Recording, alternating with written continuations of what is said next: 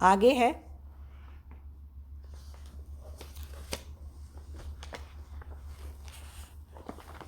اسی میں ہے کہ ماں باپ کے جانے کے بعد جو کچھ سلوک ہے، اس میں ایک سلوک یہ بھی ہے، ایک انصاری نے نبی صلی اللہ علیہ وسلم سے سوال کیا کہ میرے ماں باپ کے انتقال کے بعد بھی ان کے ساتھ میں کوئی سلوک کر سکتا ہوں؟ آپ نے فرمایا ہاں، 4 سلوک: ان کے جنازے کی نماز، ان کے لیے دعا اور استغفار، ان کے وعدوں کو پورا کرنا، ان کے دوستوں کی عزت کرنا، اور وہ صلہ رحمی جو صرف ان کی وجہ سے ہو۔ یہ ہے وہ سلوک جو ان کے موت کے بعد بھی تو ان کے ساتھ کر سکتا ہے۔ تو یہ آپ نے بتایا۔ خدمت کے بارے میں اتنا بڑا اجر موجود ہے کہ جب آپ کے پاس ایک شخص نے آ کر کہا کہ جہاد کے ارادے سے میں آپ کی خدمت میں آیا ہوں، تو آپ نے فرمایا تیری ماں ہے؟ اس نے کہا ہاں۔ فرمایا جا اسی کی خدمت میں لگا رہا، جنت اس کے پیروں کے پاس ہے۔ تو یہ ساری باتیں سبحان اللہ یہ باتیں موجود ہیں کہ انتقال کے بعد یہ 4 سلوک، جس میں جنازے کی نماز، ان کے لیے دعا استغفار، ان کے وعدوں کو پورا کرنا، ان کے دوستوں کی عزت کرنا اور صلہ رحمی، ان کے جتنے رشتہ دار ہیں ان کے ساتھ بہترین رویہ رکھنا، یہ بہت ضروری ہے۔ اولادیں چھوڑ دیتی ہیں رشتہ داریوں کو، اب اتنے دور کی رشتہ داریوں کو ہم کہاں جائیں گے دیکھنے کے لیے، ڈھونڈنے کے لیے، لیکن یہ ماں باپ کے ساتھ ہی احسان کا معاملہ ہے۔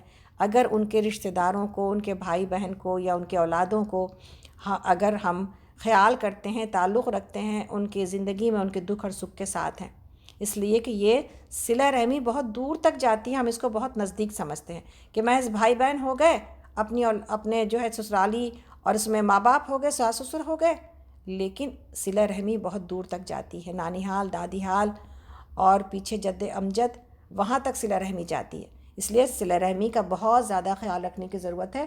ہمیں ہمارے رشتہ داروں کو اگر کا پتہ نہیں ہے تو رشتہ دار ڈھونڈے جائیں تاکہ ان کا خیال اور ان کی خبر گیری کی جا سکے۔ یہاں پر آگے تیسری بات یہی ہو رہی ہے، رشتہ دار کو اس کا حق دو اور مسکین اور مسافر کو اس کا حق دو۔ تو اسی طرح فضول خرچی نہ کرو، فضول خرچ لوگ شیطان کے بھائی ہیں اور شیطان اپنے رب کا ناشکرا ہے۔ تو اللہ رب العالمین نے فضول خرچی سے روکا ہے۔ ایک بنو تمیم کے ایک شخص نے نبی صلی اللہ علیہ وسلم سے کہا کہ یا رسول اللہ، میں مالدار آدمی ہوں اور اہل ویال کنبے قبیلے والا ہوں، تو مجھے بتائیے کہ میں کیا طریقہ اختیار کروں؟ آپ نے فرمایا اپنے مال کی زکوٰۃ الگ کر، اس سے تو پاک صاف ہو جائے گا، اور اپنے رشتہ داروں سے سلوک کر، اور سائل کا حق پہنچاتا رہ، اور پڑوسی اور مسکین کا بھی۔ اور آپ نے بیجا خرچ کو روکا ہے، اور کیا کہا ہے؟ آپ نے کہا ہے کہ جو لوگ اسراف کرتے ہیں وہ شیطان کے بھائی ہیں، جو اسراف کرتے ہیں وہ شیطان کے بھائی ہیں۔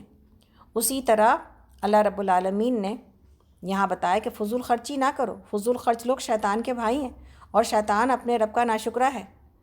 اور 5ویں بات یہاں یہ بتائی جا رہی ہے کہ اگر ان سے یعنی حاجت مند رشتہ داروں، مسکینوں اور مسافروں سے تمہیں کترا نہ ہو، یعنی تمہارے پاس کچھ موجود نہ ہو دینے کو، تو اس بنا پر کہ ابھی تم اللہ کی اس رحمت کو جس کے تم امیدوار ہو، تلاش کر رہے ہو، تو انہیں نرم جواب دو، نرمی سے بات کی جائے گی، ضرورت مند لوگوں سے، حاجت مند لوگوں سے، جن کے ہاتھ میرے اور آپ کے سامنے پھیلے ہوئے ہیں۔ اسی طرح 6ٹھی بات یہ ہے کہ نہ تو اپنا ہاتھ گردن سے باندھ رکھ اور نہ اسے بالکل ہی کھلا چھوڑ دو کہ ملامت زدہ اور عاجز بن کر رہ جاؤ۔ تیرا رب جس کے لیے چاہتا ہے رزق کشادہ کرتا ہے، اور جس کے لیے چاہتا ہے تنگ کر دیتا ہے، اور وہ اپنے بندوں کے حال سے باخبر ہے اور انہیں دیکھ رہا ہے۔ اپنے مال میں سے ہر دن خرچ کیا جائے گا۔ مسلم شریف کی روایت ہے کہ نبی صلی اللہ علیہ وسلم نے فرمایا کہ اللہ تعالیٰ کی راہ میں خرچ کیا کرو، اللہ تعالیٰ تم کو دیتا رہے گا۔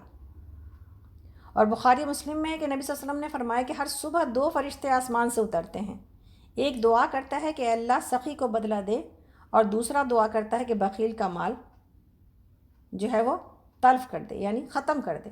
اور مسلم شریف میں ہے کہ صدقے خیرات سے کسی کا مال نہیں گھٹتا، ہر سخاوت کرنے والے کو اللہ ذی عزت کر دیتا ہے، اور جو شخص اللہ کے حکم کی وجہ سے دوسروں سے عاجزانہ برتاؤ کرے، نرمی کا برتاؤ کرے، اللہ اسے بلند درجے کر دیتا ہے۔ اور ایک حدیث میں ہے کہ لالچ سے بچو، اس لیے کہ تم سے پہلے کے لوگوں کو اسی نے ہلاک کیا۔ اور نبی صلی اللہ علیہ وسلم نے اسماء بنت ابی بکر کو، یعنی حضرت عائشہ رضی اللہ عنہ کی بہن جو تھیں، ان سے کہا کہ اللہ کی راہ میں خرچ کرتی رہا کرو، جمع نہ کر کے رکھو، ورنہ اللہ بھی روک لے گا۔ بند باندھ کر روک نہ لیا کرو، ورنہ پھر اللہ بھی رزق کا منہ بند کر لے گا۔ اور ایک اور روایت میں کہ شمار کر کے نہ رکھا کرو، ورنہ اللہ تعالیٰ بھی گنتی کر کے روک لے گا۔ تو یہ ساری باتیں ہیں جو سبحان اللہ دین ہمارا ایسا خوبصورت ہے کہ جو کہ محبت سکھاتا ہے اور دریا دلی سکھاتا ہے، جو دوسروں کی خیرخواہی سکھاتا ہے۔ آگے اللہ تعالیٰ فرماتے ہیں اپنی اولاد کو، ہم لوگ اس وقت آیت نمبر 31 پر ہیں سورۃ البنی اسرائیل، اور پارہ نمبر 15 ہے، اپنی اولاد کو افلاس کے اندیشے سے قتل نہ کرو، ہم انہیں بھی رزق دیں گے اور تمہیں بھی، اور در حقیقت ان کا قتل ایک بڑی خطا ہے۔ اور زنا کے قریب نہ پھٹکو، وہ بہت برا فعل ہے اور بڑا ہی برا راستہ ہے۔ اور قتل نفس کا ارتکاب بھی نہ کرو جسے اللہ نے حرام کیا ہمارے حق کے ساتھ، اور جو شخص مظلومانہ قتل کیا گیا ہو اس کے ولی کو ہم نے قصاص کے مطالبے کا حق عطا کیا ہے، بس چاہیے کہ وہ قتل میں حد سے نہ گزرے، اس کی مدد کی جائے گی۔ اور مال یتیم کے پاس نہ پھٹکو مگر احسن طریقے سے، یہاں تک کہ وہ اپنے شباب کو پہنچ جائے۔ اور عہد کی پابندی کرو، بے شک عہد کے بارے میں تم کو جواب دہی کرنی ہوگی۔ اور پیمانے دو تو پورا بھر کر دو، اور تولو تو ٹھیک ترازو سے تولو، یہ اچھا طریقہ ہے اور انجام کے لحاظ سے بہت بہترین ہے۔ یعنی احسان کا رویہ رکھنا، یہاں پر صرف یہ جو بات بتائی جا رہی ہے تاجروں کو صرف نہیں بتائی جا رہی ہے، بلکہ ہمارے لیے بھی کیا بات ہے کہ اپنے حقوق کی ادائیگی میں، اپنے فرائض کی ادائیگی میں آگے بڑھ چڑھ کر جو ہے وہ اپنا فرض ادا کرنا۔ تو یہ بہت ضروری ہے کہ گیو اینڈ ٹیک کا معاملہ ہے زندگی، تو صرف لینے پر نہ تلا رہے انسان بلکہ دینے پر بھی آئے۔ تو آگے اللہ تعالیٰ فرماتے ہیں اگر کسی ایسی چیز کے پیچھے نہ لگو جس کا تمہیں علم نہ ہو، یقیناً آنکھ، کان اور دل سبھی کی باز پرس ہونی ہے۔ تجسس پہلے بھی سورہ حجرات میں ہم جائیں گے۔ آج گلا تو خراب ہی ہے، آپ سب کو پتہ ہی ہے وجہ، تو انشاءاللہ تعالیٰ اس کو برداشت کرتے ہوئے چلتے ہیں، اللہ سے مانگتے ہوئے اللہ اس کو ٹھیک کر دے انشاءاللہ، آمین۔ 14ویں بات جو 14ویں نصیحت کی جا رہی ہے وہ کیا، زمین میں اکڑ کر نہ چلو، تم نہ زمین کو پھاڑ سکتے ہو نہ پہاڑوں کی بلندی کو پہنچ سکتے ہو۔ ان امور میں سے ہر ایک کا برا پہلو آپ کے رب کے نزدیک ناپسندیدہ ہے۔ یہ وہ حکمت کی باتیں ہیں جو آپ کے رب نے آپ پر وحی کی ہے۔ اور دیکھو اللہ کے ساتھ کوئی دوسرا معبود نہ بنا بیٹھو، ورنہ تو جہنم میں ڈال دیے جاؤ گے، اور ملامت زدہ اور ہر بھلائی سے محروم ہو کر۔ اور کیسی عجیب بات ہے کہ تمہارے رب نے تمہیں تو بیٹوں سے نوازا اور خود اپنے لیے ملائکہ کو بیٹیاں بنا لیا۔ بڑی جھوٹی بات ہے جو تم لوگ زبان سے نکالتے ہو۔ ہم نے اس قرآن میں طرح طرح سے لوگوں کو سمجھایا کہ ہوش میں آئیں، مگر وہ حق سے اور زیادہ دور ہی بھاگے جا رہے ہیں۔ اے محمد صلی اللہ علیہ وسلم، ان سے کہہ دیجیے اگر اللہ کے ساتھ دوسرا الہ بھی ہوتا جیسا کہ یہ لوگ کہتے ہیں تو وہ مالک عرش کے مقام پر پہنچنے کی ضرور کوشش کرتے۔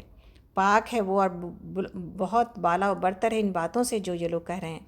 اس کی پاکی تو ساتوں آسمان اور زمین اور ساری چیزیں بیان کر رہی ہیں جو آسمان اور زمین میں ہیں۔ کوئی چیز ایسی نہیں جو اس کے حمد کے ساتھ اس کی تسبیح نہ کر رہی ہو۔ سبحان اللہ، یہ ہے وہ بات جس کی طرف توجہ کرنے کی ضرورت ہے کہ کوئی چیز ایسی نہیں جو اس کے حمد کے ساتھ اس کی تسبیح نہ کر رہی ہو، مگر تم ان کی تسبیح سمجھتے نہیں ہو۔ حقیقت یہ ہے کہ وہ بڑا ہی بردبار اور درگزر کرنے والا ہے۔ تو کائنات کی جو تسبیح ہے یہ بہت ہی زیادہ ہے کہ اللہ رب العالمین نے کہا کہ ہر چیز اللہ کی، جتنے بھی دنیا میں حیوانات، نباتات، جماعتات، سب اس کی تسبیح کر رہے ہیں۔ ابن مسعود رضی اللہ عنہ سے صحیح بخاری میں ہے کہ کھانا کھانے میں کھانے کی تسبیح ہم سنتے رہتے تھے۔ اور اب ایک اور حدیث میں ہے کہ نبی صلی اللہ علیہ وسلم نے اپنی مٹھی میں چند ککڑیاں لیں، میں نے خود سنا کہ وہ شہد کی مکھیوں کی بھن بناہٹ کے ساتھ تسبیح باری کر رہی تھیں۔ اس طرح سے ابو بکر صدیق رضی اللہ عنہ کے ہاتھ میں، حضرت عمر رضی اللہ عنہ اور عثمان رضی اللہ عنہ کے ہاتھ میں بھی۔ اور نبی صلی اللہ علیہ وسلم جو ہے نا یہ بات بتائی کہ کچھ لوگوں کو نبی صلی اللہ علیہ وسلم نے اونٹنیوں اور جانوروں پر سوار کھڑے ہوئے دیکھ کر فرمایا کہ سواری سلامتی کے ساتھ لو اور پھر اچھائی سے چھوڑ دیا کرو۔ راستوں اور بازاروں میں اپنی سواریوں کو لوگوں سے باتیں کرنے کی کرسیاں اپنی سواریوں کو نہ بنا لیا کرو۔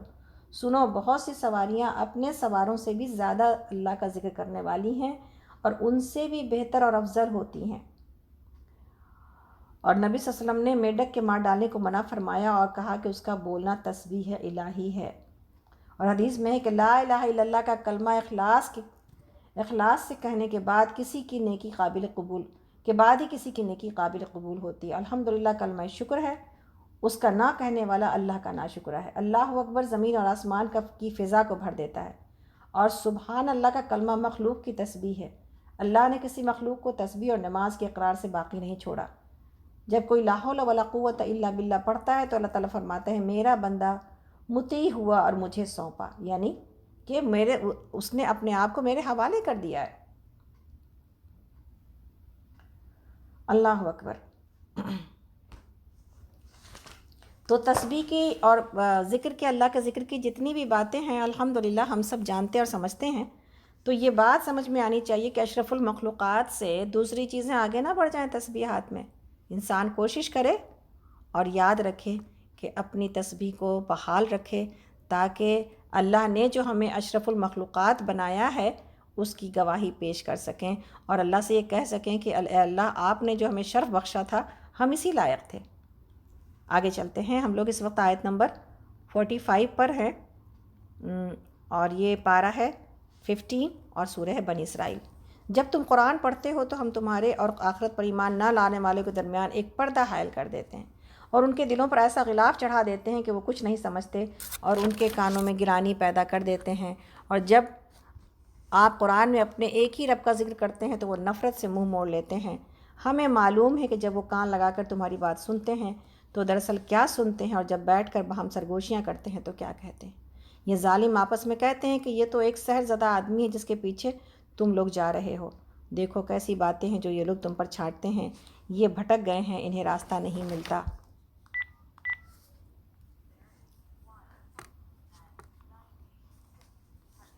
وہ کہتے ہیں جب ہم صرف ہڈیاں اور خاک ہو کر رہ جائیں گے تو کیا ہم نئے سرے سے پیدا کر کے اٹھائے جائیں گے؟ ان سے کہو تم پتھر یا لوہا بھی ہو جاؤ یا اس سے بھی زیادہ سخت کوئی چیز جو تمہارے ذہن میں قبول حیات سے زیادہ ہو، پھر بھی تم اٹھ کر رہو گے۔ وہ ضرور پوچھیں گے کون ہے جو ہمیں پھر زندگی کی طرف پلٹا کر لائے گا؟ جواب میں کہو وہی جس نے پہلی بار تم کو پیدا کیا۔ وہ سر ہلا ہلا کر پوچھیں گے اچھا تو یہ ہوگا کب؟ تم کہو کیا جب وہ وقت قریب ہی آ لگا ہو۔ جس روز وہ تمہیں پکارے گا تو تم اس کی حمد کرتے ہوئے اس کی پکار کے جواب میں نکل آؤ گے، اور تمہارا گمان اس وقت یہ ہوگا کہ ہم بس تھوڑی ہی دیر اس حالت میں پڑے رہے ہیں۔ اے محمد صلی اللہ علیہ وسلم میرے بندوں سے کہہ دیجئے کہ زبان سے وہ بات نکالا کریں جو بہترین ہو۔ اللہ اکبر، کتنا اللہ رب العالمین کو یہ بات پسند ہے کہ زبان سے وہ نکلے جو بہترین ہو۔ دراصل یہ شیطان ہے جو انسانوں کے درمیان فساد ڈلوانے کی کوشش کرتا ہے۔ حقیقت یہ ہے کہ شیطان انسان کا کھلا دشمن ہے اور تمہارا رب تمہارے حال سے زیادہ واقف ہے۔ وہ چاہے تو تم پر رحم کرے اور چاہے تو تمہیں عذاب دے دے۔ اور اے نبی صلی اللہ علیہ وسلم ہم نے تم کو لوگوں پر حوالہ دار بنا کر نہیں بھیجا۔ آپ کا رب زمین اور آسمان کی مخلوقات کو زیادہ جانتا ہے۔ ہم نے بعض پیغمبروں کو بعض سے بڑھ کر مرتبے دیے اور ہم نے ہی داؤد کو زبور دی۔ اور ان سے کہو پکار دیکھو ان معبودوں کو جن کو تم اللہ کے سوا اپنا کارساز سمجھتے ہو۔ وہ کسی تکلیف کو تم سے نہ ہٹا سکتے ہیں نہ بدل سکتے ہیں۔ جن کو یہ لوگ پکارتے ہیں وہ تو خود اپنے رب کے حضور رسائی حاصل کرنے کا وسیلہ تلاش کر رہے ہیں کہ کون اس سے قریب تر ہو جائے، اور وہ اس کی رحمت کے امیدوار اور اس کے عذاب سے ڈرے ہوئے ہیں۔ حقیقت یہ ہے کہ تیرے رب کا عذاب ہی ڈرنے کے لائق، اور کوئی بستی ایسی نہیں جسے ہم قیامت سے پہلے ہلاک نہ کریں یا سخت عذاب نہ دیں۔ یہ تو نوشتہ الہی میں لکھا ہوا ہے۔ ہم کو نشانیاں بھیجنے سے نہیں روکا مگر اس بات نے کہ اس سے پہلے کہ لوگ ان کو جھٹلا چکے ہیں۔ چنانچہ دیکھ لو سمود کو ہم نے علانیہ اونٹنی لا کر دی اور انہوں نے اس پر ظلم کیا۔ ہم نشانیاں اسی لیے تو بھیجتے ہیں کہ لوگ انہیں دیکھ کر ڈریں۔ یاد کرو اے محمد صلی اللہ علیہ وسلم ہم نے آپ سے کہہ دیا تھا کہ آپ کے رب نے ان لوگوں کو گھیر رکھا ہے، اور یہ جو کچھ ابھی ہم نے آپ کو دکھایا ہے اس کو اور اس درخت کو جس پر قرآن میں لعنت کی گئی ہے، ہم نے ان لوگوں کے لیے بس ایک فتنہ بنا کر رکھ دیا۔ ہم انہیں تنبیہ پر تنبیہ کیے جا رہے ہیں مگر یہ ہر تنبیہ اور ہر وارننگ میں ان کی سرکشی میں اضافہ ہی ہوتا جا رہا ہے۔ اور یاد کرو جب ہم نے ملائکہ سے کہا کہ آدم کو سجدہ کرو تو سب نے سجدہ کیا، لیکن ابلیس نے نہ کیا۔ اس نے کہا کیا میں اس کو سجدہ کروں جسے تو نے مٹی سے بنایا ہے؟ پھر وہ بولا دیکھ تو صحیح، کیا یہ اس قابل تھا کہ تو نے اسے مجھ پر فضیلت دی؟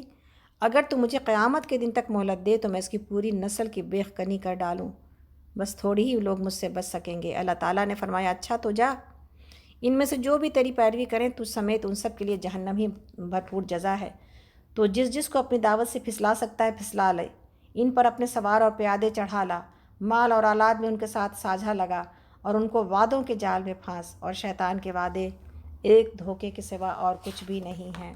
یقیناً میرے بندوں پر تجھے کوئی اقتدار حاصل نہ ہوگا، اور توکل کے لیے تیرا رب کافی ہے۔ تمہارا رب تو وہ ہے جو سمندر میں تمہاری کشتیاں چلاتا ہے تاکہ تم اس کا فضل تلاش کرو۔ اصل بات یہ کہ وہ تمہارے حال پر نہایت مہربان ہے۔ جب سمندر میں تم پر مصیبت آتی ہے تو اس ایک کے سوا دوسرے جن جن کو تم پکارا کرتے وہ سب گم ہو جاتے ہیں، مگر جب وہ تم کو بچا کر خشکی پر پہنچا دیتا ہے تو تم اسے منہ موڑ جاتے ہو۔ انسان باقی بڑا ناشکرا ہے۔ اچھا تو کیا اس بات سے بالکل بے خوف ہو کہ اللہ کبھی خشکی پر ہی تم کو زمین میں دھسا دے، یا تم پر پتھراؤ کرنے والی آندھی بھیج دے، اور تم کو اس سے بچانے والا کوئی حمایتی نہ پاؤ؟ کیا تمہیں اس کا کوئی ڈر نہیں کہ اللہ تم پر کسی وقت سمندر میں تم کو لے جائے اور تمہاری ناشکری کے بدلے تم پر سخت طوفانی ہوا بھیج کر تمہیں غرق کر دے، اور تم کو ایسا کوئی نہ ملے جو اس سے تمہاری سنجام کی پوچھ گچھ کر سکے؟ یہ تو ہماری عنایت ہے کہ ہم نے بنی آدم کو بزرگی دی اور اسے خشکی اور تری میں سواریاں عطا کیں، اور ان کو پاکیزہ چیزوں سے رزق دیا، اور اپنی بہت سی مخلوقات پر بہت فوقیت بخشی۔ پھر خیال کرو اس دن کا جب کہ ہم ہر انسانی گروہ کو اس کے پیشوا کے ساتھ یعنی ان کے لیڈرز کے ساتھ بلائیں گے۔ اس وقت جن لوگوں کو ان کا نامہ اعمال سیدھے ہاتھ میں دیا گیا وہ اپنا کارنامہ پڑھیں گے اور ان پر ذرہ برابر ظلم نہ ہوگا، اور جو اس دنیا میں اندھا بن کر رہا وہ آخرت میں بھی اندھا ہی رہے گا، بلکہ راستہ پانے میں اندھے سے بھی زیادہ ناکام۔ اے محمد صلی اللہ علیہ وسلم، ان لوگوں نے اس کوشش میں کوئی کسر اٹھا نہیں رکھی کہ آپ کو فتنے میں ڈال کر اس وحی سے پھیر دیں جو ہم نے آپ کی طرف بھیجی ہے، تاکہ آپ ہمارے نام پر اپنی طرف سے کوئی بات نہیں گڑھیں۔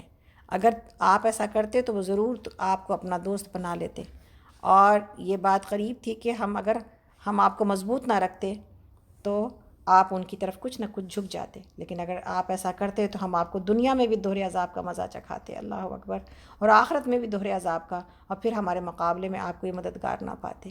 یعنی ایون انبیاء بھی اگر اللہ کی نافرمانی کریں تو ان کو بھی ان کی جان کی بھی پکڑی جائے گی اور وہ بھی پکڑ میں آئیں گے۔ اور آپ دیکھیں کہ نبی صلی اللہ علیہ وسلم سے جو محبت ہے اللہ رب العالمین کو، اس کے باوجود نبی صلی اللہ علیہ وسلم کی وارننگ کو دیکھیں کہ آپ نے کیسا وارن آپ کو کیا گیا کہ آپ کی یہ تڑپ کہ کوئی نشانی ایسی آ جاتی کہ مشرکین مکہ ایمان لے آتے، اور اس تڑپ کی وجہ سے آپ بے چین رہتے تھے، اللہ نے آپ کو جہاں تسلی دی ہے وہیں پر وارن بھی کیا ہے۔ آگے اللہ تعالیٰ فرماتے ہیں آیت نمبر 76 پر، اور یہ لوگ اس بات پر تلے رہے ہیں کہ آپ کے قدم اس سرزمین سے اکھاڑ دیں اور آپ کو یہاں سے نکال باہر کریں، لیکن اگر یہ ایسا کریں گے تو آپ کے بعد یہ خود یہاں کچھ زیادہ دیر نہ ٹھہر سکیں گے۔ یہ ہمارا مستقل طریقہ کار ہے جو ان سب رسولوں کے معاملے میں ہم نے برتا ہے جنہیں آپ سے پہلے ہم نے بھیجا تھا، اور ہمارے طریقہ کار میں تم کوئی تبدیلی نہیں پاؤ گے۔ نماز قائم کرو زوال آفتاب سے لے کر رات کے اندھیرے تک، اور فجر کے قرآن کا بھی التزام کرو، کیونکہ قرآن فجر مشہود ہوتا ہے، اور رات کو تہجد پڑھو، یہ آپ کے لیے نفل ہے، تاکہ آپ کا رب آپ کو مقام محمود پر فائز کر دے۔ آپ کا رب آپ کو مقام محمود پر فائز کر دے۔ تو یہاں پر جو فجر کی نماز کی بات ہے، نبی صلی اللہ علیہ وسلم نے فرمایا کہ آیت نمبر کتنی ہے، نبی صلی اللہ علیہ وسلم نے فرمایا، صحیح بخاری اور مسلم میں ہے کہ رات اور دن کے فرشتے تم پر برابر اور پے در پہ آتے رہتے ہیں۔ صبح کی اور عصر کی نماز کے وقت ان کا اجتماع ہو جاتا ہے، یعنی وہ مل لیتے ہیں صبح کے وقت میں اور عصر کے وقت میں۔ تم میں جن فرشتوں نے رات گزاری وہ جب چڑھ جاتے ہیں تو اللہ تعالیٰ ان سے دریافت فرماتا ہے، باوجود اس کے کہ وہ ان سے زیادہ جاننے والا ہے، کہ تم نے میرے بندوں کو کس حال میں چھوڑا؟ وہ جواب دیتے ہیں کہ ہم ان کے پاس پہنچے تو انہیں نماز میں پایا، اور واپس آئے تو نماز میں چھوڑ کر آئے۔ تو یہ ہے جو ہے وہ حضرت عبداللہ بن مسعود رضی اللہ عنہ فرماتے ہیں کہ یہ چوکیدار فرشتے صبح کی نماز میں جمع ہوتے ہیں، پھر یہ چڑھ جاتے ہیں اور وہ ٹھہر جاتے ہیں۔ اور ابن جریر کی ایک حدیث میں ہے کہ اللہ تعالیٰ کے نزول فرمانے اور ارشاد فرمانے کا ذکر ہے، کیا ہے کہ کوئی ہے جو مجھ سے استغفار کرے میں اسے بخشوں، کوئی ہے کہ مجھ سے سوال کرے میں اسے دوں، کوئی ہے جو مجھ سے دعا کرے میں اس کی دعا کو قبول کروں، یہاں تک کہ صبح طلوع ہو جاتی ہے۔ بس اس وقت پر اللہ تعالیٰ موجود ہوتے ہیں اور رات کے فرشتے اور دن کے فرشتے جمع ہوتے ہیں۔ فجر کا کیا خوبصورت وقت ہے، جبکہ تہجد کے وقت میں اللہ رب العالمین آسمان دنیا پر ہوتے ہیں اور اللہ رب اور فرشتے بھی جمع ہوتے ہیں اس وقت، اور یہ گواہی ہر ایک کی، ایون اللہ کی گواہی بھی مل جاتی ہے جب کہ ہم اس وقت کھڑے ہوتے ہیں۔ اللہ تعالیٰ ہم سب کو تہجد کی نماز کی توفیق عطا کرے۔ اب تو رمضان میں بہت آسان ہے، اللہ تعالیٰ رمضان میں بھی دے اور انشاءاللہ اس کے بعد بھی اس عادت کو برقرار رکھیں ہم انشاءاللہ۔ اللہ تعالیٰ فرماتے ہیں، ہم لوگ اس وقت آیت نمبر 80 پر ہیں، اور دعا کرو کہ پروردگار مجھ کو جہاں بھی تو لے جا سچائی کے ساتھ لے جا، اور جہاں سے بھی نکال سچائی کے ساتھ نکال، اور اپنی طرف سے ایک اقتدار کو میرا مددگار بنا دے، یعنی کسی بڑے کو، کسی سلطان کو، اقتدار والے کو میرا مددگار بنا دے، اور اعلان کر دیجئے کہ حق آ گیا اور باطل مٹ گیا، اور باطل تو مٹنے ہی والا ہے۔ اور ہم اس قرآن کے کو نازل کرنے میں جو کچھ نازل کر رہے ہیں، ہم ماننے والوں کے لیے تو شفا اور رحمت ہے، ماننے والوں کے لیے تو شفا اور رحمت ہے، مگر ظالموں کے لیے خسارے کے سوا کسی چیز میں اضافہ نہیں کرتا۔ انسان کا حال یہ ہے کہ جب ہم اس کو نعمت عطا کرتے ہیں تو وہ اینٹتا اور پیٹھ موڑ لیتا ہے، اور جب ذرا مصیبت سے دوچار ہوتا ہے تو مایوس ہونے لگتا ہے۔ اے نبی صلی اللہ علیہ وسلم، ان لوگوں سے کہہ دیجئے کہ ہر ایک اپنے طریقے پر عمل کر رہا ہے، اب یہ تمہارا رب ہی بہتر جانتا ہے کہ سیدھی راہ پر کون ہے۔ یہ لوگ آپ سے روح کے متعلق پوچھتے ہیں، کہو یہ روح میرے رب کے حکم سے آتی ہے، مگر تم لوگوں کے علم سے کم ہی بہرا پایا ہے۔ اور اے محمد صلی اللہ علیہ وسلم، ہم چاہیں تو وہ سب کچھ آپ سے چھین لیں جو ہم نے وحی کے ذریعے سے آپ کو عطا کر دیا ہے، پھر آپ ہمارے مقابلے میں کوئی حمایتی نہ پائیے گا جو اسے واپس دلا سکے۔ یہ تو جو کچھ آپ کو ملا ہے آپ کے رب کی رحمت سے ملا ہے، حقیقت یہ ہے کہ اس کا فضل آپ کے اوپر بہت بڑا ہے۔ کہہ دیجئے کہ اگر انسان اور جن سب کے سب مل کر اس قرآن جیسی کوئی چیز لانے کی کوشش کریں تو نہ لا سکیں گے، چاہے وہ سب ایک دوسرے کے مددگار ہی کیوں نہ ہو جائیں۔ ہم نے اس قرآن میں لوگوں کو طرح طرح سے سمجھایا، مگر اکثر لوگ انکار ہی پر جمے رہے، اور انہوں نے کہا کہ ہم تیری بات نہ مانیں گے جب تک کہ تو ہمارے لیے زمین کو پھاڑ کر ایک چشمہ جاری نہ کر دے، یا تیرے لیے کھجوروں اور انگوروں کا ایک باغ پیدا ہو اور تو اس میں نہریں روا کر دے، یہ تو آسمان کو ٹکڑے ٹکڑے کر کے ہمارے اوپر گرا دے جیسا کہ ہمارے اوپر گرا دے جیسا کہ تیرا دعویٰ ہے، یا اللہ اور فرشتوں کو روح در روح ہمارے سامنے، یعنی میرے سامنے، ہمارے سامنے روح در روح ہمارے سامنے لے آئے، یا تیرے لیے سونے کا ایک گھر بن جائے، یا تو آسمان پر چڑھ جائے، اور تیرے چڑھنے کا ہم پھر یقین نہ کریں گے جب تک کہ تو ہمارے اوپر ایک ایسی تحریر نہ اتار لائے جسے ہم پڑھیں۔ اے محمد صلی اللہ علیہ وسلم، ان سے کہہ دیجئے پاک ہے میرا پروردگار، کیا میں ایک پیغام لانے والے انسان کے سوا اور بھی کچھ ہوں؟ یہ سارے ڈیمانڈز تھے مشرکین مکہ کے، اور چونکہ قرآن نبی صلی اللہ علیہ وسلم کے قلب کے اوپر نازل ہوتا تھا، ان کو ہر دفعہ ڈیمانڈ کیا ہوتا تھا؟ ایک کتاب اتار لاؤ، ایک تحریر لے آؤ، جیسے کہ موسیٰ علیہ السلام لے کے آئے تھے۔ آیت نمبر 94 ہے سورہ بنی اسرائیل، پارہ نمبر 15۔ لوگوں کے سامنے جب کبھی ہدایت آئی تو اس پر ایمان لانے سے ان کو کسی چیز نے نہیں روکا مگر ان کے اسی قول نے کہ کیا اللہ نے بشر کو پیغمبر بنا کر بھیج دیا؟ ان سے کہو اگر زمین میں فرشتے اطمینان سے چل پھر رہے ہوتے تو ہم ضرور آسمان سے کسی فرشتے ہی کو ان کے لیے پیغمبر بنا کر بھیجتے۔ اے محمد صلی اللہ علیہ وسلم، ان سے کہہ دیجئے کہ میرے اور تمہارے درمیان بس ایک اللہ ہی کافی ہے، وہ اپنے بندوں کے حال سے باخبر ہے، وہ سب کچھ دیکھ رہا ہے۔ جس کو اللہ ہدایت دے وہی ہدایت پانے والا ہے، اور جسے وہ گمراہی میں ڈال دے تو اس کے سوائے سے لوگوں کے لیے کوئی حامی اور ناصر نہیں پا سکتا۔ ان لوگوں کو ہم قیامت کے روز اوندھے منہ کھینچ لائیں گے، اندھے، گونگے اور بہرے، ان کا ٹھکانہ جہنم ہے، جب کبھی اس کی آگ دھیمی ہونے لگے گی ہم اسے اور بھڑکا دیں گے۔ یہ بدلہ ہے ان کی اس حرکت کا کہ انہوں نے ہمارے آیات کا انکار کیا اور کہا کہ جب ہم کیا صرف ہڈیاں اور خاک ہو کر رہ جائیں گے تو نئے سرے سے ہم کو پیدا کر کے اٹھا کھڑا کیا جائے گا؟ کیا ان کو یہ نہ سوچا کہ جس اللہ نے زمین اور آسمانوں کو پیدا کیا ہے اور ان جیسوں کو پیدا کرنے کی وہ ضرور قدرت رکھتا ہے، اس نے ان کے حشر کے لیے ایک وقت مقرر کر رکھا ہے، یعنی ان کو جمع کرنے کے لیے ایک وقت مقرر کر رکھا ہے جس کا آنا یقینی ہے۔ مگر ظالموں کو اصرار ہے کہ وہ ان کا انکار ہی کریں گے۔ اے محمد صلی اللہ علیہ وسلم ان سے کہیے، اگر کہیں میرے رب کی رحمت کے خزانے تمہارے قبضے میں ہوتے تو تم خرچ ہو جانے کے اندیشے سے ضرور ان کو روک لیتے۔ واقعی انسان بڑا تنگ دل واقع ہوا ہے۔ ہم نے موسیٰ علیہ السلام کو 9 نشانیاں عطا کی تھیں جو واضح طور پر دکھائی دے رہی تھیں۔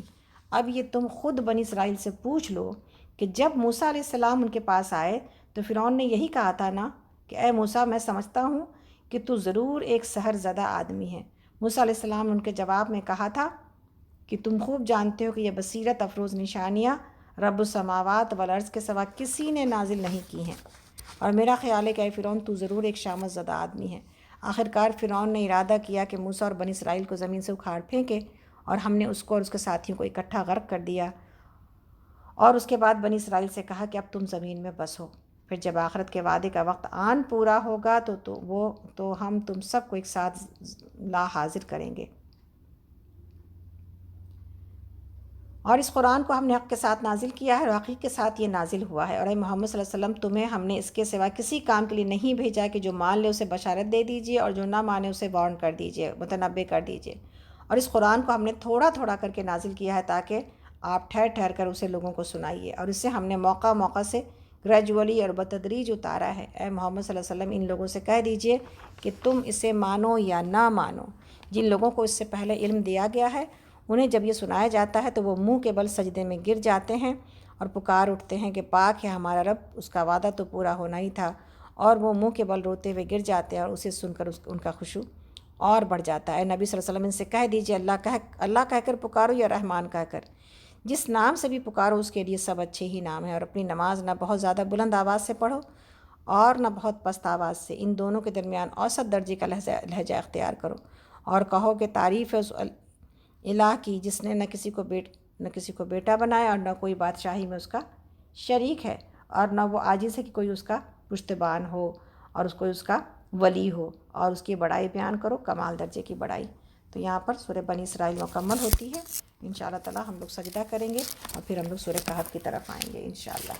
چلیے آپ لوگ بھی اپنی جگہ پر سجدہ کر لیجئے انشاءاللہ تعالی۔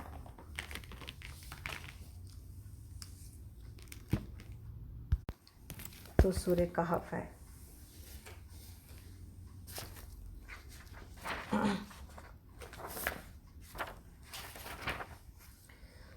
سورہ کہف کی فضیلت بہت زیادہ ہے، اور ہم سب جانتے ہیں الحمدللہ رب العالمین اس کو جمعہ کے دن پڑھنے کی بڑی فضیلت موجود ہے، اور حدیث میں ہے کہ جمعہ کے دن جو شخص سورہ کہف پڑھ لے اس کے پیروں کے تلووں سے لے کر آسمان کی بلندی تک کا نور ملے گا جو قیامت کے دن خوب روشن ہوگا، اور دوسرے جمعہ تک اس کے سارے گناہ معاف ہو جائیں گے۔ ابو سعید خدری رضی اللہ عنہ سے مروی کہ جس نے سورہ کہف جمعہ کے دن پڑھ لی اس کے پاس سے لے کر بیت اللہ شریف تک نورانیت ہو جاتی ہے، اور مستدرک حاکم میں ہے کہ جس نے سورہ کہف جمعہ کے دن پڑھی اس کے لیے وہ جمعہ کے درمیان تک نور کی روشنی رہتی ہے۔ بحقی میں ہے کہ جس نے سورہ کہف اسی طرح پڑھی جس طرح نازل ہوئی ہے اس کے لیے قیامت کے دن نور ہوگا۔ تو اور ایک اور حدیث ہے، جو شخص جمعہ کے دن سورہ کہف کی تلاوت کر لے گا وہ 8 دن تک ہر قسم کے فتنوں سے محفوظ رہے گا، یہاں تک کہ اگر دجال بھی اس عرصے میں نکلے تو وہ اس سے بھی بچا دیا جائے گا۔ سورہ کہف کی شروع کی 10 آیتیں ہے، مسند احمد میں ہے کہ جس نے سورہ کہف کی شروع کی 10 آیتیں حفظ کر لیں وہ فتنہ دجال سے بچا لیا گیا، اور مسلم میں آخری 10 آیتوں کا ذکر ہے، اور مسند احمد میں شروع کی 10 آیتوں کا ذکر ہے۔ تو یہ 10 آیتیں یاد ہونی چاہیے ہمیں تاکہ ہم اسے پڑھ سکیں اور اپنے آپ کو دجال کے فتنے سے بچا سکیں۔ تو یہ ساری جو ہے نا باتیں، یہ ساری تفصیلی باتیں موجود ہیں، تو ہمارا عمل اس پر یہ ہونا چاہیے کہ ہم جمعہ کے دن اس کو پڑھنا نہ بھولیں، ہے نا۔ اب تو الحمدللہ نور علی نور، اب تو ہم رمضان کے جمعہ میں داخل ہونے والے ہیں انشاءاللہ تعالیٰ۔ اب جو جمعہ آئے گا تو رمضان کا جمعہ ہے جس کی برکتیں پہلے ہی بیش بہا ہیں، اور ہمیں امید ہے کہ ہم سب جمعہ کے دن سورہ کہف کو پڑھنے والے لوگ ہیں، لیکن کبھی کسی طرح یہی جو وہ اعمال ہے نا جس میں اجر بہت زیادہ ہوتا ہے اور آسانی ہے، مشقت کم ہے، یہ اعمال ہم سے شیطان بھلا دیتا ہے۔ اور پھر بعض اوقات کیا ہوتا ہے، بعض اوقات یہ ہوتا ہے کہ پھر پتہ چلا ارے جمعہ گزر گیا، ہم نے سورہ کہف تو پڑھی نہیں، ایسا بھی ہو جاتا ہے۔ اس کے لیے کہ جمعہ کی اگر کسی کو یہ شک ہو کہ کل کی مصروفیت کی وجہ سے کوئی جاب پر والا انسان اگر کوئی نہ پڑھ سکے تو وہ جو ہے جمعرات کے مطلب جمعہ کی رات نہیں پڑھ لے۔ جمعرات میں مغرب کے بعد سے جمعہ کی رات شروع ہو جاتی ہے، تو وہ جو رات میں پڑھ لے وہ اس کا بھی وہی فائدہ موجود ہے۔ اس سورے میں پڑھنے کا جیسا کہ ہم نے پڑھا کہ اتنا فائدہ موجود ہے، نور ہوگا اس کے ساتھ، انسان کے ساتھ۔ مختلف روایات ہیں لیکن یہ بات ثابت ہے کہ اس کے ساتھ نور ہوگا۔ اسی طرح دجال کے فتنے سے بچاؤ ہے، اور دجال کے فتنے سے بچاؤ کے سلسلے میں علماء یہ کہتے ہیں کہ دجال کا جو لفظ بنا ہے نا وہ دجل سے، دجال کیا ہے؟ دجال دھوکہ دے گا، اور دجال کیا دھوکہ دے گا کہ میں ہی تمہارا رب ہوں، اور بعض ایسے معجزے اللہ رب العالمین اور ایسی چیزیں اس کو عطا کر دیں گے جس سے کہ وہ لوگوں کو زندہ کر دے گا، لوگوں کو مار دے گا، لوگوں کو زندہ کر دے گا دوبارہ سے۔ بہت ساری دوسری اور بھی چیزیں موجود ہیں، بہت مشہور حدیثیں موجود ہیں دجال کے سلسلے میں، مسلم میں کی روایتوں میں۔ تو وہ دھوکہ ہے سارے کا سارا۔ ایمان والے لوگ دجال کو پہچان جائیں گے، اس کی نشانیاں موجود ہیں، اس کے جو ہے نا پیشانی کے اوپر کافرہ لکھا ہوا ہوگا کہ وہ کافر ہے۔ تو یہ ساری وہ نشانیاں ہیں جس کو دیکھ کے ایمان والے، اور جو پیشن گوئیاں ہیں اس سے ایمان والے اس کو پہچان جائیں گے۔ تو جس طرح دجال دھوکہ دے گا لوگوں کو کہ میں ہی تمہارا رب ہوں، اس لیے کہ میں بارش برساتا ہوں، میں کھیتیاں اگاتا ہوں، میں لوگوں کو زندہ مردہ کر سکتا ہوں، اسی طرح انسان کی زندگی میں، میری اور آپ کی زندگی میں، اس دنیا کی زندگی میں کچھ چیزیں ہیں جو آپ کو اور ہم کو دھوکہ دیتی ہیں۔ دھوکے سے مراد کیا ہے؟ دھوکے سے مراد یہ ہے کہ انسان اس کے اوپر وہ بھروسہ کر لیتا ہے، ویسا بھروسہ کر لیتا ہے، اس کو اتنا طاقتور سمجھتا ہے جتنی طاقت اس کے اندر موجود نہیں ہوتی ہے، جتنا بھروسہ اس کے اوپر کیا جانا جو ہے وہ مناسب نہیں ہوتا ہے، اس لیے کہ اس کے اندر اتنی ثبات نہیں ہے۔ تو یہ 4 چیزیں ہیں انسان کی زندگی میں، اس کو لکھیے گا آپ لوگ، وہ 4 چیزیں کون سی جو ہمیں دھوکہ دیتی ہیں۔ پہلی چیز ہے جوانی۔ اللہ رب العالمین نے اس میں نوجوانوں کا قصہ بیان کیا ہے اور بتایا ہے ہمیں جوانی دھوکہ دیتی ہے، یہ ہمیشہ رہے گی۔ جوان آدمی، اسی لیے جوان وہ جو عرش کے سائے کے نیچے ہوگا نا، جس نے اپنی جوانی میں اللہ کی عبادت کی ہے، یہ جوانی میں اللہ کی عبادت کی طرف آنا، اس لیے کہ جوانی کیا دھوکے دیتی ہے؟ تم ہمیشہ اسی طرح طاقتور رہو گے، صحت مند رہو گے، اسی طرح جوان رہو گے، کوئی مسئلہ نہیں ہے، اٹریکٹیو رہو گے، دنیا تم کو اسی طرح چاہے گی۔ تو یہ دھوکہ ہوتا ہے جب انسان بڑھاپے کی طرف جاتا ہے، پتہ چلتا ہے وہ سارے لوگ، وہ ساری طاقت اور وہ ساری جو ہے نا رعنائیاں کہاں چلی گئیں۔ تو جوانی دھوکے دیتی، انسان سمجھتا ہے یہ ہمیشہ رہے گا، لیکن اس کے اندر ثبات نہیں ہے۔ اسی طرح مال انسان کو دھوکہ دیتا ہے، وہ سمجھتا ہے انسان کہ یہ ہمیشہ رہے گا میرے پاس اور میں بہت کچھ کر سکتا ہوں مال کی بدولت، لیکن جب مال کے علاوہ بے بسی آتی ہے تب پتہ چلتا ہے کہ مال کچھ نہیں کر سکتا، یا جب مال ہاتھ سے نکل جاتا ہے تب پتہ چلتا ہے کہ یہ تو ہمیشہ رہنے والی چیز ہی نہیں تھی۔ اسی طرح علم انسان کو دھوکے دیتا ہے، بڑائی کے اس جو ہے وہ مینار پہ چڑھا دیتا ہے کہ اب ہم سے زیادہ کون بڑا عالم ہے، مجھے کیوں کسی کی بات ماننی ہے۔ تو اللہ رب العالمین نے مال میں وہ باغ والے کا قصہ بیان کیا ہے، علم کے اعتبار سے جو ہے وہ موسیٰ علیہ السلام کا واقعہ بیان کیا کہ علم، جب موسیٰ علیہ السلام سے یہ پوچھا گیا کہ دنیا میں سب سے بڑا عالم کون ہے، تو آپ نے کہا تھا میں ہوں۔ تو اللہ رب العالمین کو یہ بات پسند نہ آئی اور آپ نے ان کو حضرت خضر جو ہے علیہ السلام کی طرف بھیجا کہ اب جا کے میرے اس بندے سے علم حاصل کرو۔ اور یہ واقعہ موجود ہے کہ موسیٰ علیہ السلام کیسے خضر علیہ السلام کے پیچھے ایک بچے کی طرح چل پڑے، اور ہر بات کے اوپر، ہر واقعے کے اوپر آپ کس طرح بچے کی طرح حیران ہوتے تھے اور بار بار ان سے پوچھتے تھے۔ تو یہ علم ہے۔ اور پھر ذوالقرنین کا واقعہ بیان کیا گیا کہ پاور انسان کو کرپٹ کرتا ہے، پاور انسان کو جو ہے نا وہ متکبر بنا دیتا ہے۔ تو ان تمام تینوں چیزوں میں تکبر موجود ہے جو انسان کو دھوکہ دیتا ہے، اور بڑائی میں انسان مبتلا ہو جاتا ہے، بڑائی موجود نہیں ہوتی۔ تو اللہ رب العالمین نے تینوں کے واقعات بیان کیے ہیں، ہمارے لیے سبق ہے۔ اس میں نہ صرف یہ کہ دجال کے فتنے سے محفوظ رہنے کا، بلکہ ان تمام چاروں دھوکوں سے بھی محفوظ رہنے کا، اس لیے کہ کوئی بھی چیز پائیدار نہیں ہے۔ کل من علیہا فان ویبقی وجہ ربک ذو الجلال والاکرام۔ تو چلتے ہیں ہم لوگ سورہ کہف کی طرف۔ سورہ کہف جس کا معنی کہف کا معنی غار ہے، یہ مکی سورہ ہے، رکوع اس میں 12 ہیں اور آیات اس میں 110 ہیں اور پارہ نمبر 15 ہے۔ بسم اللہ الرحمن الرحیم۔ تعریف اللہ کے لیے ہے جس نے اپنے بندے پر یہ کتاب نازل کی اور اس میں کوئی ٹیڑھ نہیں رکھی، ٹھیک ٹھیک سیدھی بات کہنے والی کتاب، تاکہ وہ لوگوں کو اللہ کے سخت عذاب سے خبردار کر دے اور ایمان لا کر نیک عمل کرنے والوں کو خوشخبری دے دے کہ ان کے لیے اچھا اجر ہے جس میں وہ ہمیشہ رہیں گے، اور ان لوگوں کو ڈرا دے جو کہتے ہیں کہ اللہ نے کسی کو بیٹا بنایا ہے، اس بات کا انہیں کوئی علم ہے نہ ان کے باپ دادا کو تھا، بڑی بات ہے جو ان کے منہ سے نکلتی ہے وہ محض جھوٹ بکتے ہیں۔ اچھا تو اے محمد صلی اللہ علیہ وسلم، شاید آپ ان کے پیچھے غم کے مارے اپنی جان ہی کھو دینے والے ہیں اگر یہ اس تعلیم پر ایمان نہ لائے۔ واقعہ یہ ہے کہ جو کچھ سر و سامان بھی زمین پر ہے اس کو ہم نے زمین کی زینت بنایا ہے تاکہ ان لوگوں کو آزمائیں ان میں کون بہتر عمل کرنے والا ہے، آخر کار ان سب کو ہم ایک چٹیل میدان بنا دینے والے ہیں۔ کیا تم سمجھتے ہو کہ غار اور کتبے والے ہمارے کوئی بڑی عجیب نشانیوں میں سے تھے؟ جب وہ چند نوجوان غار میں پناہ گزین ہوئے، انہوں نے کہا کہ اے پروردگار، ہم کو اپنی رحمت خاص سے نواز اور ہمارا معاملہ درست کر دے، تو ہم نے انہیں اسی غار میں تھپک کر سال ہر سال کے لیے گہری نیند سلا دیا۔ پھر ہم نے انہیں اٹھایا تاکہ دیکھیں ان کے دو گروہوں میں سے کون اپنی مدت قیام کا ٹھیک شمار کرتا ہے۔ ہم ان کا اصل قصہ آپ کو سناتے ہیں۔ وہ چند نوجوان تھے جو اپنے رب پر ایمان لے آئے تھے اور ہم نے ان کو ہدایت میں ترقی بخشی تھی۔ ہم نے ان کے دل اس وقت مضبوط کر دیے جب وہ اٹھے اور انہوں نے اعلان کر دیا کہ ہمارا رب تو بس وہی ہے جو آسمانوں اور زمین کا رب ہے، ہم اسے چھوڑ کر کسی دوسرے معبود کو نہ پکاریں گے، اگر ہم ایسا کریں تو بالکل بیجا بات کریں گے۔ پھر انہوں نے آپس میں ایک دوسرے سے کہا، یہ ہماری قوم تو رب کائنات کو چھوڑ کر دوسرے الہ بنا بیٹھی ہے، یہ لوگ ان کے معبود ہونے پر کوئی واضح دلیل کیوں نہیں لاتے؟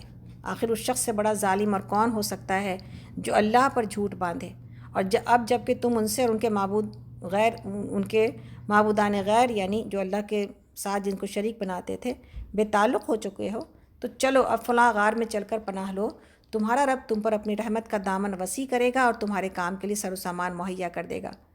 تم انہیں غار میں دیکھتے تو تمہیں یوں نظر آتا ہے کہ سورج جب نکلتا ہے تو ان کے غار کو چھوڑ کر دائیں جانب چڑھ جاتا ہے، اور جب غروب ہوتا ہے تو ان سے بچ کر بائیں جانب اتر جاتا ہے، اور وہ ہیں کہ غار کے اندر ایک وسیع جگہ میں پڑے ہیں۔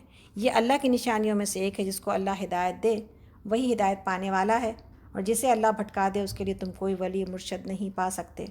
تم انہیں دیکھ کر یہ سمجھتے کہ وہ جاگ رہے ہیں، حالانکہ وہ سو رہے تھے۔ ہم انہیں دائیں بائیں کروٹ دلواتے رہتے تھے، اور ان کا کتا غار کے دہانے پر ہاتھ پھیلائے بیٹھا تھا۔ اگر تم کہیں جھانک کر انہیں دیکھتے تو الٹے پاؤں بھاگ کھڑے ہوتے اور تم پر ان کے نظارے سے دہشت بیٹھ جاتی۔ اور اسی عجیب کرشمے سے ہم نے انہیں اٹھا بٹھایا تاکہ ذرا آپس میں پوچھ گچھ کریں۔ تو ان میں سے ایک نے پوچھا، کہو کتنی دیر اس حال میں رہے؟ دوسرے نے کہا، شاید دن بھر یا اس سے کچھ کم رہے ہوں گے۔ پھر وہ بولے، اللہ ہی بہتر جانتا ہے کہ ہمارا کتنا وقت اس حال میں گزرا ہے۔ چلو اب اپنے میں سے کسی کو چاندی کا یہ سکہ دے کر شہر بھیجیں اور وہ دیکھے کہ سب سے اچھا کھانا کہاں ملتا ہے، وہاں سے وہ کچھ کھانے کے لیے لائے، اور چاہیے کہ ذرا ہوشیاری سے کام کرے، ایسا نہ ہو کہ وہ کسی کو ہمارے یہاں آنے کی خبر دے بیٹھے۔ اگر کہیں ان لوگوں کا ہاتھ ہم پر پڑ گیا تو بس سنسار ہی کر ڈالیں گے، یا پھر زبردستی ہمیں اپنی ملت میں واپس لے جائیں گے، اور ایسا ہوا تو ہم کبھی فلاح نہ پا سکیں گے، یعنی کامیاب نہیں ہو سکیں گے۔ اس طرح ہم نے اہل شہر کو ان کے حال پر اطلاع دے دی تاکہ لوگ جان لیں کہ اللہ کا وعدہ سچا ہے، اور یہ کہ قیامت کی گھڑی بے شک آ کر رہے گی۔ مگر ذرا خیال کرو، جب سوچنے کی اصل بات یہ تھی کہ اس وقت وہ آپس میں اس بات پر جھگڑ رہے تھے کہ ان اصحاب کہف کے ساتھ کیا کیا جائے۔ کچھ لوگوں نے کہا، ان پر ایک دیوار چن دو، ان کا رب ہی ان کے معاملے کو بہتر جانتا ہے۔ مگر جو لوگ ان کے معاملے پر غالب تھے، یعنی جو با اختیار تھے، انہوں نے کہا کہ ہم تو ان پر ایک عبادت گاہ بنائیں گے۔ کچھ لوگ کہیں گے کہ وہ 3 تھے اور چوتھا ان کا کتا تھا، اور کچھ دوسرے کہہ دیں گے کہ 5 تھے اور چھٹا ان کا کتا تھا۔ یہ سب بے تکی ہانکتے ہیں۔ کچھ اور لوگ کہتے ہیں کہ 7 تھے اور 8واں ان کا کتا تھا۔ کہو میرا رب ہی بہتر جانتا ہے کہ وہ کتنے تھے۔ کم ہی لوگ ان کی صحیح تعداد جانتے ہیں، بس تم سرسری بات سے بڑھ کر ان کی تعداد کے معاملے میں لوگوں سے بحث نہ کرو اور نہ ان کے متعلق کسی سے کچھ پوچھو، اور دیکھو کسی چیز کے بارے میں کبھی یہ نہ کہا کرو کہ میں کل یہ کام کر دوں گا۔ آپ کچھ نہیں کر سکتے الا یہ کہ اللہ چاہے۔ اگر بھولے سے ایسی بات زبان سے نکل جائے تو فوراً اپنے رب کو یاد کیجیے اور کہہ دیجیے کہ امید ہے کہ میرا رب اس معاملے میں رشد سے قریب تر کی بات میری رہنمائی فرما دے گا۔ اور وہ اپنے غار میں 300 سال رہے، اور کچھ لوگ مدت کے شمار میں 9 سال اور بڑھ گئے ہیں۔ تم کہو اللہ ان کے قیام کی مدت زیادہ جانتا ہے، آسمانوں اور زمین کے سب پوشیدہ احوال اسی کو معلوم ہے۔ کیا خوب ہے وہ دیکھنے والا اور سننے والا، زمین اور آسمان کے مخلوقات کا کوئی خبرگیر اس کے سوا نہیں، اور اپنی حکومت میں وہ کسی کو شریک نہیں کرتا۔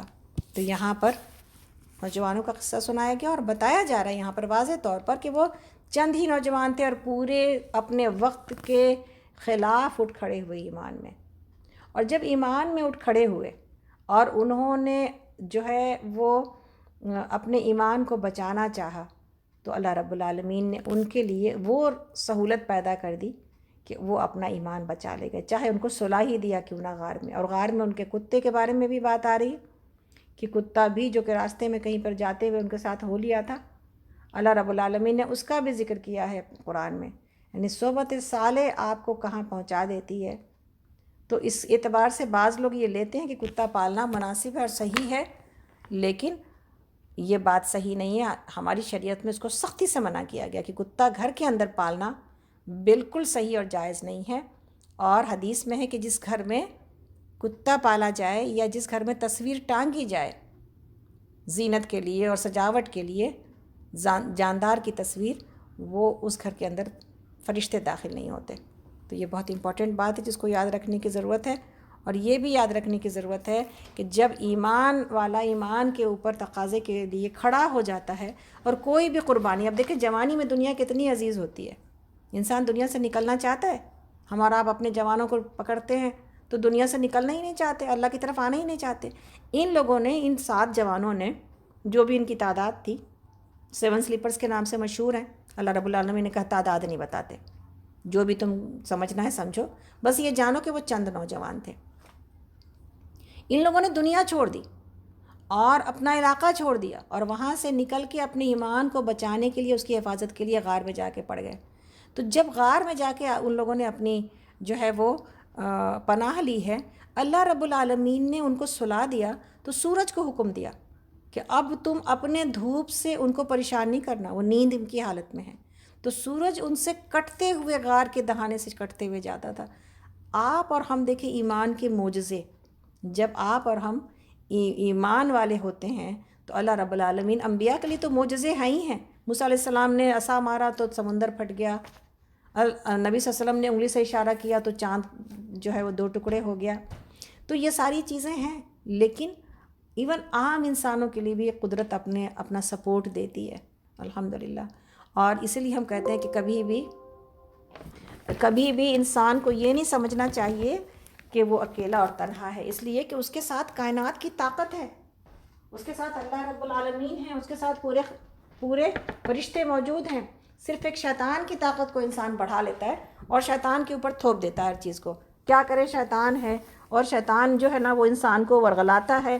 ایک شیطان ہے، مگر اس سے کہیں بڑی بڑی طاقتیں میرا اور آپ کا جو ہے نا وہ ساتھ دیتی ہیں۔ تو اس کو نہیں بھولنا چاہیے، اور یہ نہیں بھولنا چاہیے کہ جب انسان ایمان کی حفاظت کرنا چاہتا ہے تو اللہ رب العالمین اس کی حفاظت کرتے ہیں، لیکن اس کے لیے اس کو پہلے کھڑا ہونا پڑتا ہے۔ پہلے جب وہ نوجوان کھڑے ہو گئے تو اللہ رب العالمین نے ان کی حفاظت کی۔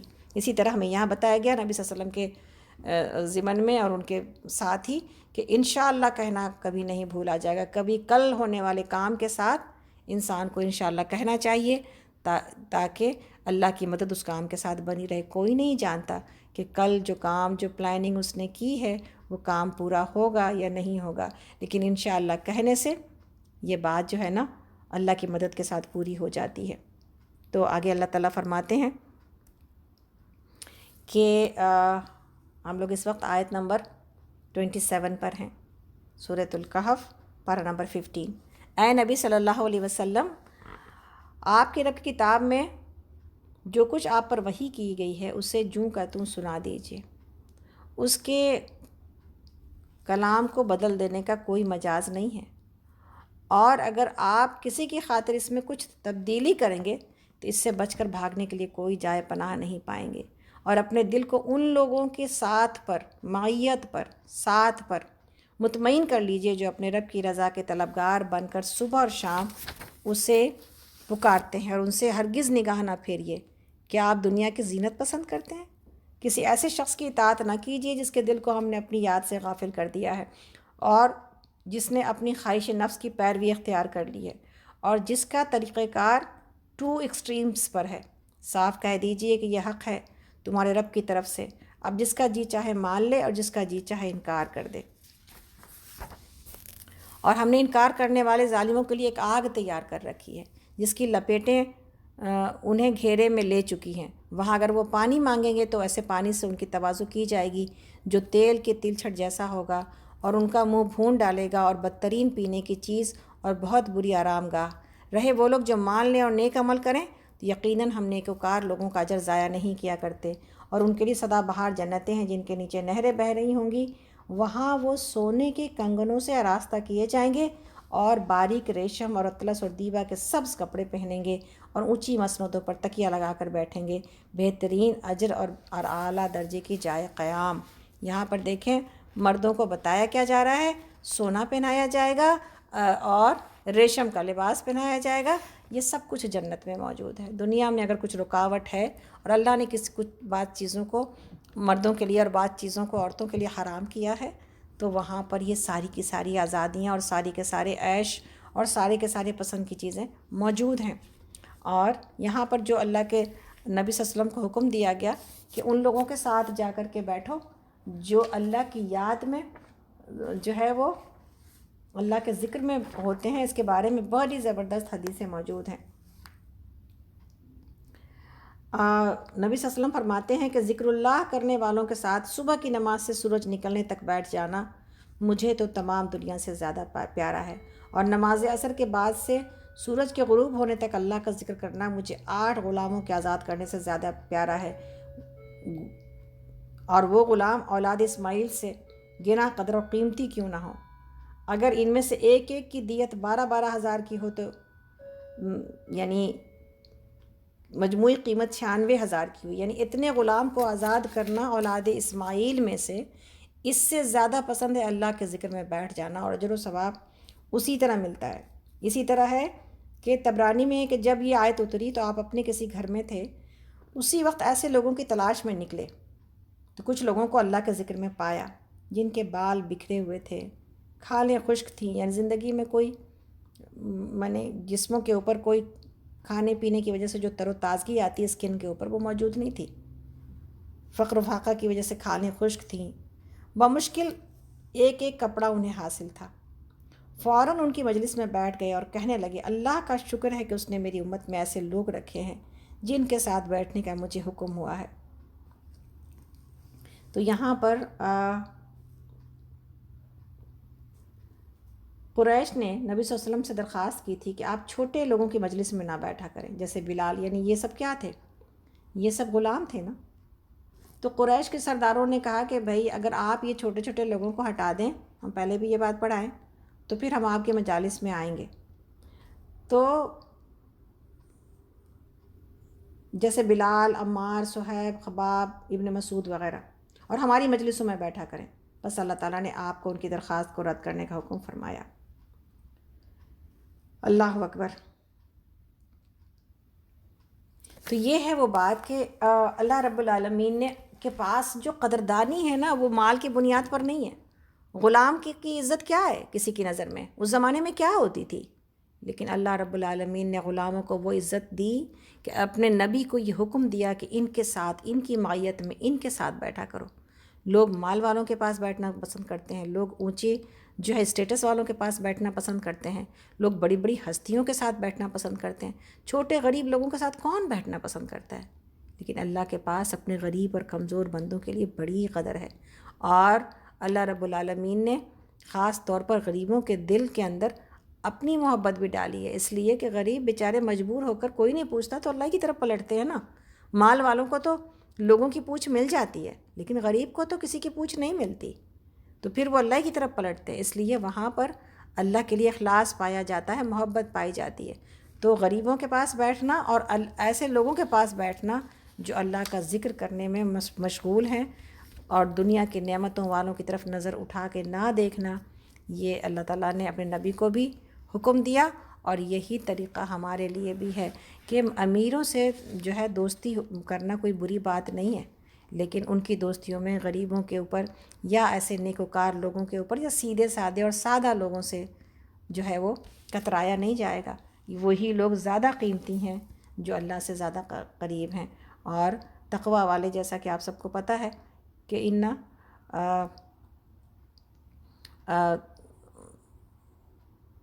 تم میں سب سے وہی لوگ اللہ سے قریب ہیں جو کہ تقوی والے ہیں۔ تو تقوی کی ضرورت کتنی زیادہ ہے۔ اسی طرح اللہ رب العالمین یہاں پر فرماتے ہیں آیت نمبر 32 پر کہ محمد صلی اللہ علیہ وسلم ان کے سامنے ایک مثال پیش کیجئے۔ پارہ نمبر 15 ہے اور سورہ کہف ہم پڑھ رہے ہیں۔ 2 شخص تھے، ان میں سے ایک کو ہم نے انگور کے 2 باغ دیے۔ اب مال کا ذکر آ رہا ہے، اس کو غور سے سنیے گا۔ ان کے گرد کھجور کے درختوں کی باڑ لگائی اور ان کے درمیان کاشت کی زمین رکھی۔ دونوں باغ خوب پھلے پھولے اور بار آور ہونے میں انہوں نے ذرا سی کسر بھی نہ چھوڑی۔ ان باغوں کے اندر ہم نے ایک نہر جاری کر دی اور اسے خوب فائدہ پہنچایا۔ یہ کچھ پا کر ایک دن وہ اپنے ہمسائے سے بات کرتے ہوئے بولا، میں تجھ سے زیادہ مالدار ہوں اور تجھ سے زیادہ طاقتور نفری رکھتا ہوں، یعنی میرے پاس زیادہ طاقت ہے، مال کی شکل میں بھی، اولاد کی شکل میں بھی۔ پھر وہ اپنی جنت میں داخل ہوا، یعنی اپنے باغ میں داخل ہوا، اور اپنے نفس کے حق میں ظالم بن کر کہنے لگا، میں نہیں سمجھتا کہ یہ دولت کبھی فنا ہو جائے گی، اور مجھے توقع نہیں کہ قیامت کی گھڑی کبھی آئے گی، اور اگر کبھی مجھے اپنے رب کے حضور پلٹایا بھی گیا تو ضرور اس سے بھی زیادہ شاندار جگہ پاؤں گا۔ اس کے ہمسائے نے، یعنی اس کے پڑوسی نے گفتگو کرتے ہوئے کہا، کیا تو کفر کرتا ہے اس ذات سے جس نے تجھے مٹی سے اور پھر نطفے سے پیدا کیا اور تجھے ایک پورا آدمی بنا کھڑا کیا؟ رہا میں تو میرا رب تو وہی اللہ ہے، اور میں نے اس کے ساتھ کسی کو شریک نہیں کرتا، اور جب تو اپنے باغ میں داخل ہو رہا تھا اس وقت تیری زبان سے یہ کیوں نہ نکلا کہ ماشاء اللہ لا قوت الا باللہ؟ اگر تو مجھے مال اور اولاد میں اپنے سے کمتر پا رہا ہے تو ہو سکتا ہے کہ میرا رب مجھے تیرے باغ سے زیادہ بہتر عطا فرما دے، اور تیرے باغ پر آسمان سے کوئی آفت بھیج دے جس سے وہ صاف میدان بن کر رہ جائے، یا اس کا پانی زمین میں اتر جائے، یا تو پھر اسے کسی طرح نہ نکال سکے۔